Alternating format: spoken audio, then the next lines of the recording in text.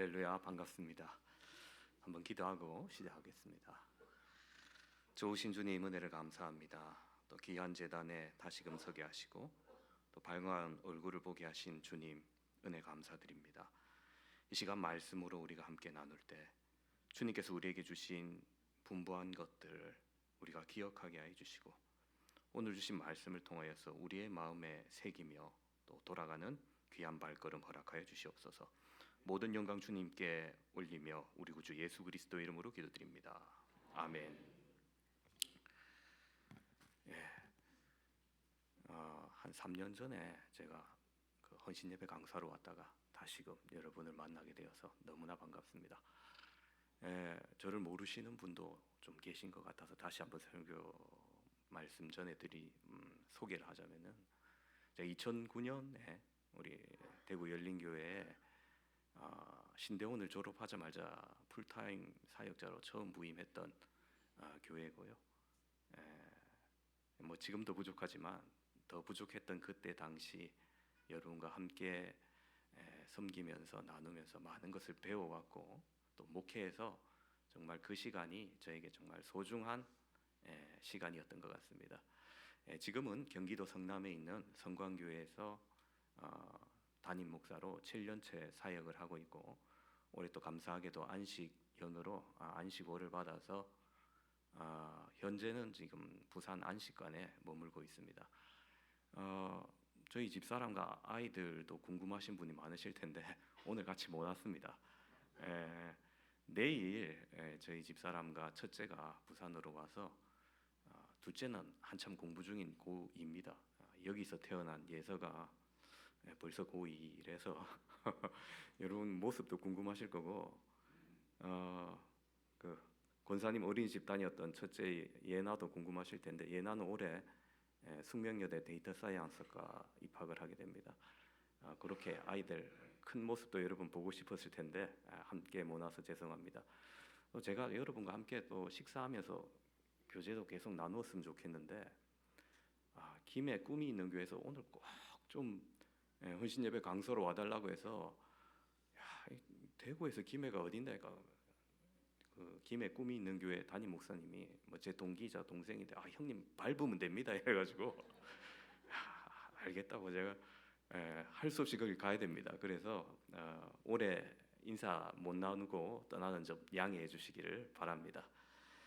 말씀 우리가 함께 봅니다. 우리의 인생에 종종 떠나고 싶은 자리들이 있습니다. 요즘 같이 추위가 심할 때는 좀 따뜻한 나라 가서 좀 지내고 싶죠. 그 외에도 고난의 자리, 지루함의 자리, 답답함의 자리, 변화가 없어 보이는 자리들 좀 떠나고 싶어 합니다. 제가 20대 후반 회사를 다닐 때 일입니다. 현대자동차 차장으로 계시던 우리 막내 이모부님이 이직을 심각하게 고려하고 있었습니다. 우리나라 수출에 굉장히 많은 부분을 차지하고 있는 세계적인 기업 현대자동차에 다니는데 왜 이직을 고려할까 생각되었습니다. 당시 그분이 40대 중반에 사내 정치의 입지가 불안해지면서 위기를 느꼈기 때문에 내가 이직을 해야 될까 이렇게 고민을 하셨습니다. 그러다가 고심 끝에 그래도 남아있자 남는 것을 선택하셨고 이후에 문제가 해결되면서 부장으로 승진하고 또 이사로까지 승진하게 되셨어요. 이사로 재직하다가 나중에 퇴사 이후에 현대자동차 협력업체의 CEO로 스카웃돼서 현재까지 지금도 경제활동을 하고 계십니다. 직장을 떠나야 할까 고민을 할 때 남는 것을 선택하셨고 또 그 선택은 굉장히 잘한 결정이 되었던 거죠. 물론 사람 일이란 게 다 알 수 없어서 만약에 이직을 했다 해도 불행한 삶을 살았을 것이다 확신할 수는 없습니다. 결과론적으로는 이직을 적극적으로 고려했지만 남는 것을 선택했고 그 결과는 좋은 선택이었다는 것이죠. 여러분 이처럼 사람은 좀 본능적으로 위기가 올 때 좀 더 나은 곳 아니면 좀 더 편한 곳을 향하려 움직이려는 경향이 있습니다. 하지만 오늘 본문에서 예수님은 제자들에게 한 가지 특별한 명령을 내리십니다. 4절을 보시면은 그들에게 분부하여 이르시되 예루살렘을 떠나지 말고 이렇게 말씀하시죠. 그럼 왜 예루살렘을 떠나지 말라고 하셨을까요? 1차적인 이유는 우리가 오늘 말씀에서 봤듯이 아버지께서 약속하신 것을 기다리기 위해서라고 기록되어 있습니다. 사도행전은 누가복음의 후속편과 같은 성향이 두드러집니다. 둘 다 누가가 기자이기 때문에 그렇기도 하지만은 사도행전의 시작이 바로 부활하신 예수님께서 승천하기 직전에 하신 말씀이 기록되어 있기 때문입니다. 예수님이 부활하신 후 40일 동안 제자들과 함께 하시며 하나님 나라에 대해서 말씀하십니다. 그리고 승천하기 직전 마지막으로 제자들에게 하신 명령이 바로 이것입니다. 예루살렘을 떠나지 말고 기다리라. 자, 여러분, 이 말씀은 오늘 우리의 삶에 어떻게 적용할 수 있을까요? 아이고, 목사님, 하필이면 다음 주 내가 어디 가려고 했는데 가지 말라고 합니까? 그런 거 아니라 여러분, 하나님께서 여러분 1년에 한 번 있는 휴가 가지 마라 그렇게 말씀하실 분 아니고요. 이 말씀은 평소의 일상에서 우리의 삶에서 말씀하시는 겁니다. 그래서 오늘 예루살렘을 떠나지 말라는 주님의 말씀을 우리가 집중적으로 함께 살펴보면서 우리가 떠나지 말아야 될 세 가지 자리를 생각해보고 함께 나누는 귀한 시간 되시기를 바랍니다. 첫 번째, 떠나지 말아야 될 자리는 말씀의 자리입니다. 제자들에게 있어서 당시 예루살렘은 어떤 곳이었을까요? 제자들 대부분 갈릴리 지역, 북부 지역 출신입니다. 당연히 익숙한 곳이라기보다는 예루살렘은 낯선 곳입니다. 게다가 예수님께서 부활하시고 난 이후에 40일 동안 제자들과 함께 계셨지만 십자가 사건이 불과 몇 주 전에 일어난 일입니다. 예수님을 십자가에 못 박여 죽이라고 소리치던 군중들, 사람들의 광기 어린 표정이 아직도 생생하게 기억되는 장소입니다. 겟세마네 동산에서 기도하시던 중 체포되는 장면도 제자들이 직접 보았습니다. 요한복음에 의하면은 예수님께서 남겨진 자들을 위해서 기도하셨고 체포하러 온 군병들에게 너희가 누구를 찾느냐, 즉 체포할 대상이 누구냐, 나사렛 예수라 그 대답을 듣습니다. 즉 체포할 대상은 나뿐이다라는 것을 상기시키면서 제자들의 안전을 확보하시는 거죠. 자, 그렇기 때문에 제자들이 함께 체포되지 않았을 뿐이지 여러분, 만약 밀란을 의심해서 체포를 해야 된다 한다면은 일당을 한꺼번에 체포하는 것이 일반적인 사례일 겁니다. 그렇게 제자들은 겨우 자유로울 수 있었던 곳이고 예수님께서 끌려가신 곳들, 대제사장의 집, 빌라도의 관저, 헤롯의 거처 등등 예루살렘 곳곳은 제자들의 기억에는 아픔이 있는 장소들입니다. 그리고 마지막 그 십자가의 길 비아도로로사에서 채찍을 맞으시고 조롱을 당하시고 골고다 언덕까지 올라가셨죠.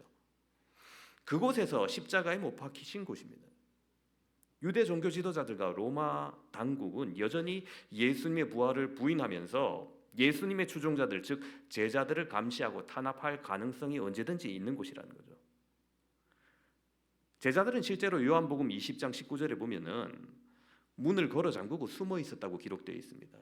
그러므로 예루살렘에 머문다는 것은 신변의 위협을 감수하고 심리적 두려움을 이기며 믿음을 지킨 자는 뜻입니다. 떠나고 싶을 때 당연히 떠나고 싶은 자리가 그 자리였던 겁니다. 그들은 고향인 갈릴리로 하루빨리 떠나고 싶었을지도 모릅니다. 하지만 예수님이 말씀하셨죠. 예루살렘을 떠나지 말라. 왜입니까? 바로 성령이 임할 자리, 하나님의 약속이 이루어질 자리였기 때문입니다. 우리는 종종 기다림을 낭비로 여깁니다. 그저 기다림은 아무 의미 없는 시간이라 생각합니다. 하지만 하나님께서는 그 기다림의 시간이 준비의 시간, 성숙의 시간, 하나님이 일하시는 시간입니다. 여러분의 삶에 답답하고 아무 일이 일어나지 않는 것 같은 자리가 있습니까? 그 자리가 혹시 하나님께서 약속하신 것을 이루실 자리일 수도 있습니다. 그러니 여러분, 그 기다림의 자리를 쉽게 떠나지 마시기 바랍니다. 야고보서 1장 4절이 이렇게 기록합니다. 인내를 온전히 이루라. 이는 너희로 온전하고 구비하여 조금도 부족함이 없게 하려 함이라. 그렇습니다. 여기서 말하는 인내는 단순히 참고 기다리는 것을 말하는 것이 아닙니다. 끝까지 견디며 하나님의 뜻을 이루기 위해서 완성하는 인내의 시간을 말합니다. 그 과정을 통해서 온전하고 구비하여, 즉 영적 성숙과 완전함으로 성품과 신앙이 자라게 됨을 말하는 겁니다. 하나님께서 우리를 연단하신 목적이 있습니다. 결코 우리를 괴롭게 하시는 것이 아닙니다. 온전한 믿음의 사람으로 조금도 부족함이 없게 하려 하시기 때문입니다. 여러분도 채워야 할 준비의 기간이 있다면 여러분 그 기다림이 순종의 시작임을 기억하시기를 바랍니다. 두 번째, 떠나지 말아야 될 자리, 말씀과 기도의 자리입니다. 오늘 본문 3절을 보면 이렇게 기록되어 있습니다. 그가 고난 받으신 후에 또한 그들에게 확실한 많은 증거로 친히 살아계심을 나타내사 40일 동안 그들에게 보이시며 하나님 나라의 일을 말씀하시니라. 자, 여러분, 예수님께서 부활하신 후 40일 동안 제자들에게 계속 하나님 나라의 일을 말씀하셨다 기록되어 있습니다. 그리고 14절 이하에 보면은 여자들과 예수님의 어머니 마리아와 예수의 아우들과 더불어 마음을 같이하여 오로지 기도에 힘쓰더라 되어 있습니다. 즉 제자들은 예루살렘에 마음을 같이하여 오로지 기도에 힘썼다는 겁니다. 예수님께서는 제자들에게 단지 물리적으로 그 자리에 있어라 했던 것이 아닙니다. 말씀을 붙드는 자리에 있어야 됐고 기도로 준비하는 시간을 가지게 했던 겁니다. 여러분 우리도 마찬가지입니다. 기다림의 자리가 단순히 시간만 보내는 것이 아니라 우리가 해야 할 일은 말씀과 기도로 하나님의 약속을 붙드는 것입니다. 기도와 말씀이 멈춰진 자리에는 능력이 임하지 않습니다. 저희 교회 이야기를 잠깐 하자면은 제가 처음 그 교회 부임하기 전에 면접을 보러 오라 할 때 선임 장로님이 저한테 전화를 하셔서 목사님 우리 교회 올 때 놀라지 마세요 하는 거예요. 왜 그렇습니까? 그러니까 우리 교회 근처에 신천지가 있으니까 놀라지 말고 오십시오 해서 예 알겠습니다 하고 갔는데 제가 안 놀래야지 하고 갔는데 놀랬어요. 왜냐하면은 이 맞은편에 뭐가 있습니까? 예전에 궁전 빌라 있었죠. 그 자리에 신천지 경기도 본부가 있는 거예요. 서로 입구를 마주보고 있고 주차장을 마주보고 있습니다. 신천지는 각 지파별로 색깔이 틀린데요. 그 경기도 지파가 요한 지파입니다. 거기서 전부 다 녹색 넥타이를 메고 있는 그 넥타이 부대가 막 수천 명이 들어가는 거예요. 해필이면 이 앞에 교회가 있나? 안 놀랄 수가 없죠. 그래서 영적 전투가 치열한 곳입니다. 그런데 여러분 금요기도회를 하다 보면은 좀 밤이 늦을 수 있잖아요. 금요기도회를 열심히 하다가 기도 제목이 바뀔 때 한두 명씩 살짝 나가시는 거예요. 물론 멀리 사셔서 지하철이 끊기는 분은 이해를 하는데 가까이 계신 분, 또 자기 차로 오시는 분이 자꾸 기도하는 중에 한두 명 떠나기도 하더라고요. 제가 속으로 몇 분만 좀 더 기도하면 마무리 기도하고 이제 끝날 것 같은데 왜 벌써 자리를 떠나나 이런 생각이 들지만은 차마 말은 하지 않습니다. 물론 안 오신 분보다 훨씬 낫습니다. 그래도 이해하려고 제가 노력합니다. 너무 잠이 와서 그렇거니. 아니면은 갑자기 가스불을 켜놓은 게 기억나서 빨리 가시는.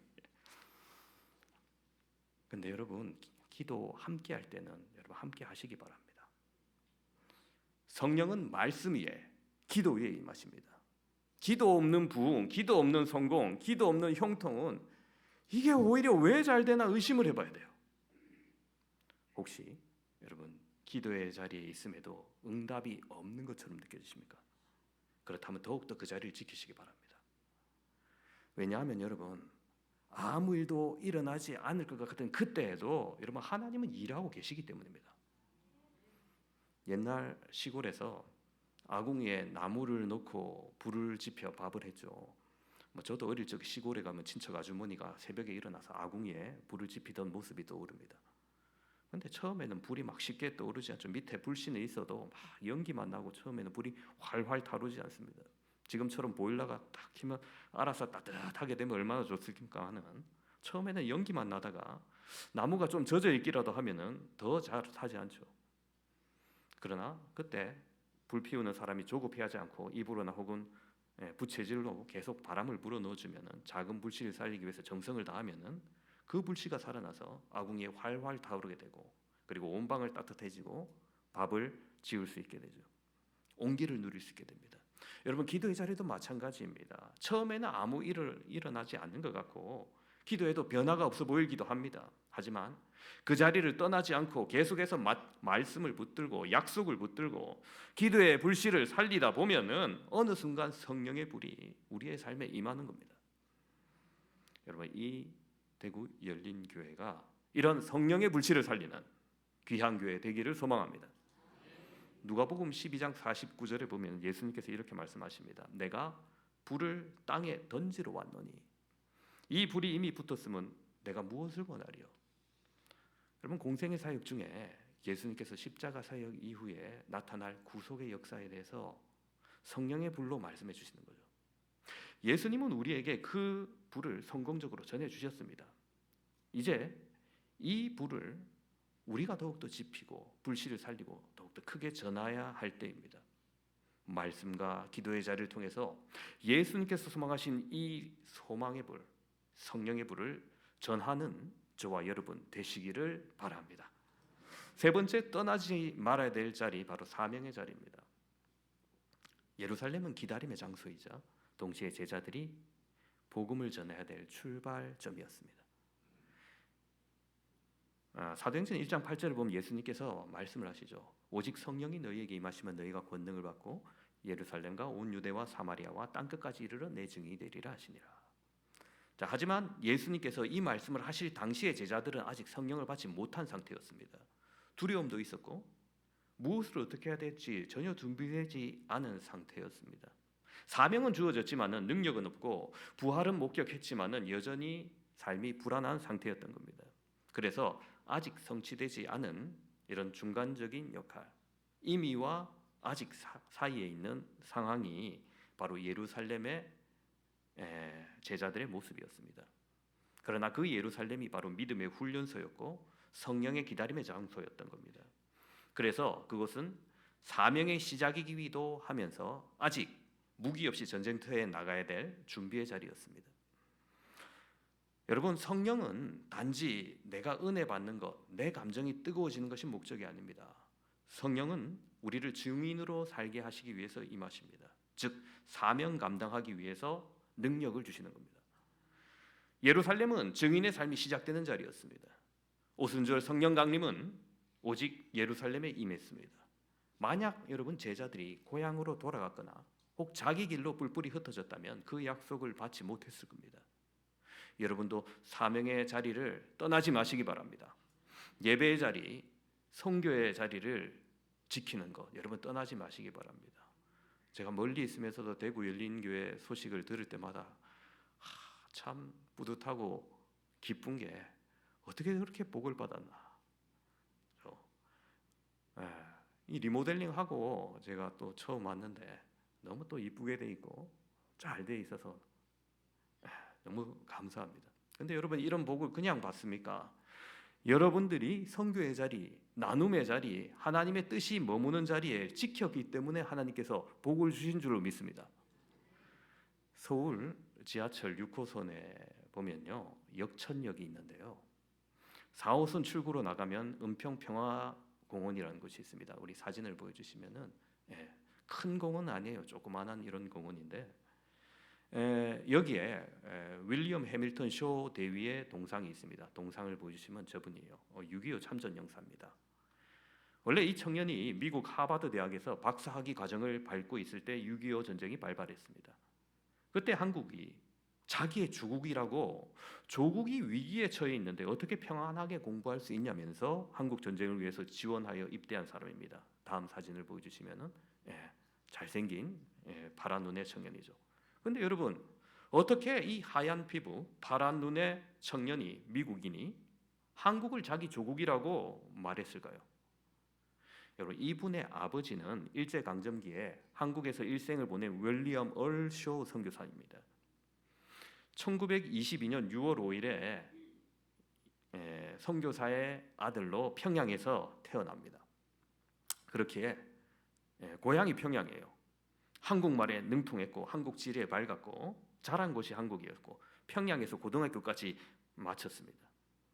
우리나라에 일제 박해가 극에 달하던 1941년에 이 쇼 선교사가 강제로 출국당했기 때문에 아버지를 따라 다시 미국으로 가서 미국에서 대학을 졸업합니다. 그리고 세계 2차 대전이 일어나자 미 해군에 입대하여 노르망디 상륙작전에 참여한 후에 1947년에 주한미군 한국 근무에 자원해서 한국의 해군사관학교 교관으로 근무합니다. 그러면서 한국 지휘관의 양성에 크게 기여합니다. 여러분 생각해 보세요. 1947년 지금은 한국 사람들이 한국말을 잘하는 외국인들이 많지만 당시에는 통역관도 많이 부족했던 시절인데 유창한 한국말 거다가 평양 사투리를 쓰는 미국 장교 교관이 있는 것만으로도 이 해군 사관 생도들에게는 깜짝 놀랄 만한 일이었다고 합니다.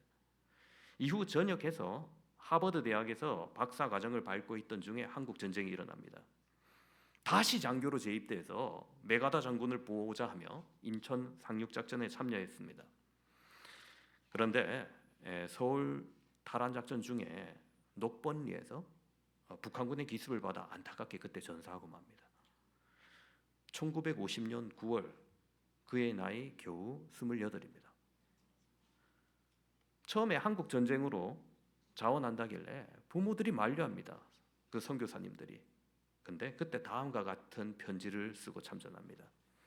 아버지 어머니, 지금 한국인들은 전쟁에서 자유를 지키려고 분투하고 있는데 만약 제가 이를 도우려 흔쾌히 하지 않고 전쟁 후에 한국이 평화로울 때 선교사로 돌아간다 한다면 이건 제 양심에 도저히 허락되지 않습니다. 그렇게 부모를 뒤로 한 채 그리고 아내와 어린 두 아들을 남겨둔 채 한국을 위해서 전쟁터로 왔고 그렇게 돌아가셨던 겁니다. 어떻게 보면 전도 유망한 젊은이가 너무 허망하게 죽은 것 같습니다. 그러나 하나님은 그 한 알의 미라를 그냥 썩게 하지 않았습니다. 외아들을 잃었던 부친 쇼 선교사를 위로하고 아들의 희생을 헛되지 않기 위해서 미국의 고향과 또 교회에서 기금이 모아집니다.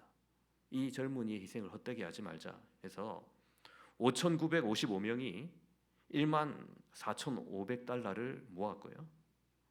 이 기금은 한국으로 와서 1956년 5월 부활절에 대전의 목산 언덕에 윌리엄 해밀턴 쇼 기념 예배당이 준공되게 됩니다.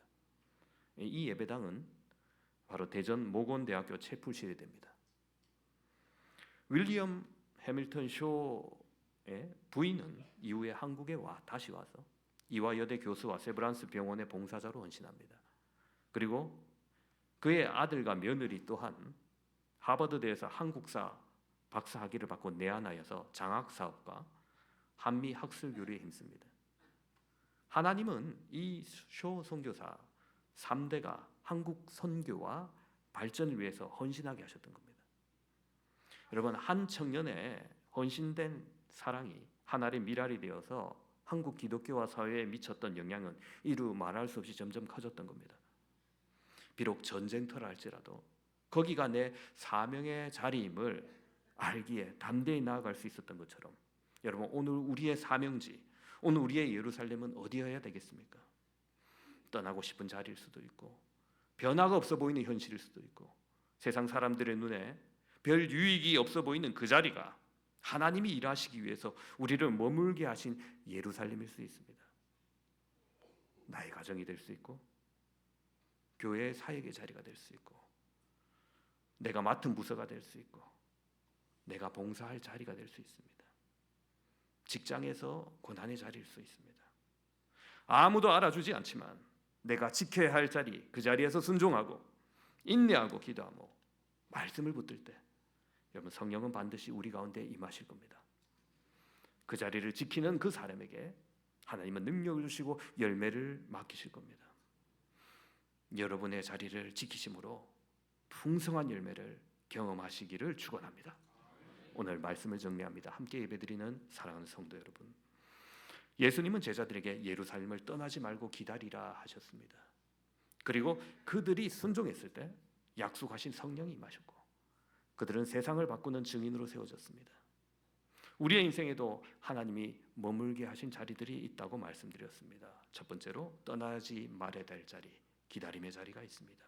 그곳에서 인내를 배우며 우리가 하나님의 때를 기다리며 성숙해야 한다 말씀드렸습니다. 두 번째로 떠나지 말아야 될 자리, 말씀과 기도의 자리입니다.